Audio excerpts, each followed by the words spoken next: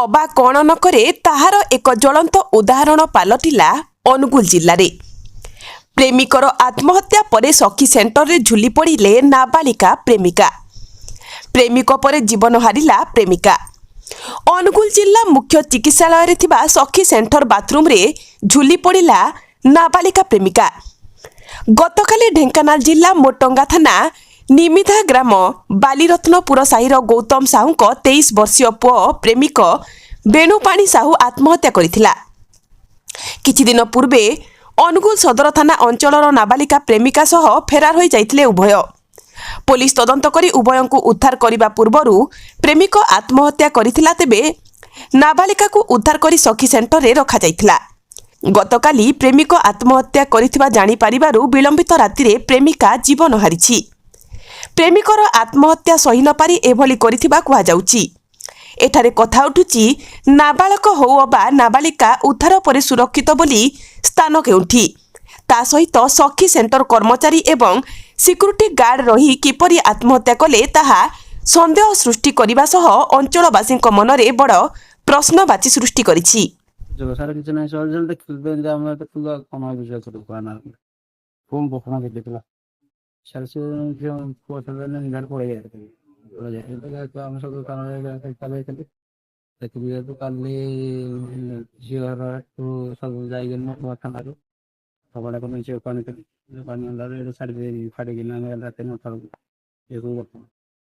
खबर पाली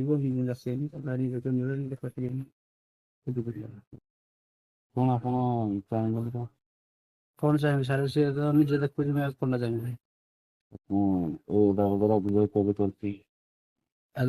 अभियोग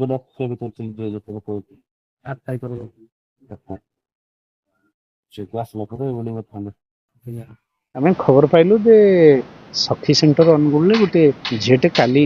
राति 9:20 आडमिशन होता। से झीटी गोटे पुओ को भल पाला से पुओटी सुसाइड करदे आमर अनुगुल सदर पुलिस पहुँचिक झील को सेठू रेस्क्यू कर अनुगुल आनी से 13 वर्षर झील ताको आणला परे CWC सहित जोगाजोग कलापर CWC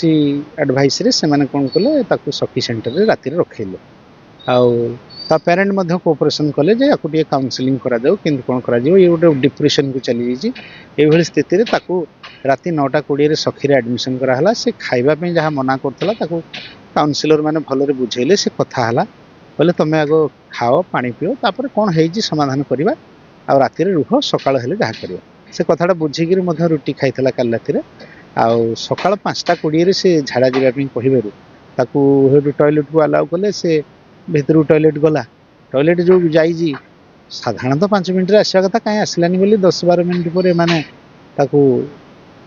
जेते डाकिले से रेस्पॉन्ड कलानी यदि रेस्पॉन्ड कलानी कबाट भांगी देखला बेलू से झीटे जो आमर सावर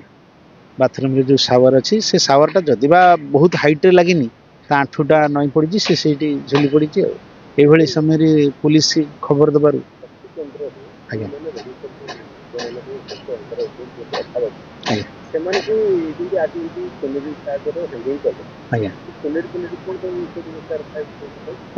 सीटा तो अवश्य सखी सेंटर तरफ प्रोवाइड करानी एठी गोटे टेम्पोरारी स्टे पे रखा हो सखी गोटे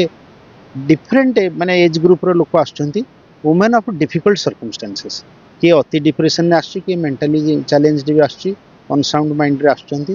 किए मध्य बापा माँ ग्रहण न कला पर आछंती एभली परिस्थिति रे आछंती एठी सेमानकु हैंड होल्डिंग सपोर्ट दिया होची खाओ रुह काउंसलिंग करा होची 3 ରୁ 5 दिन टेम्पोरारी स्टे करिया पे ता देर प्रोविजन अछि किंतु सखी सेंटर तरफ ता भितरे कोनोसी पॉइजनस जिंस रहिबनी किबा धारुआ छुरी रहिबनी ए कथा प्रोविजन अछि किंतु ये पिंधितिवा वस्त्र रे एमदी ता भितरे जेहेतु कोनोसी उच्चारे हैंगिंग किछि नाही एमदी किछि पॉसिबिलिटी नाही किंतु ये आंठू नुआई गिरी एमती करि दे जेटा गोटे अनफॉर्चुनेट 2 जन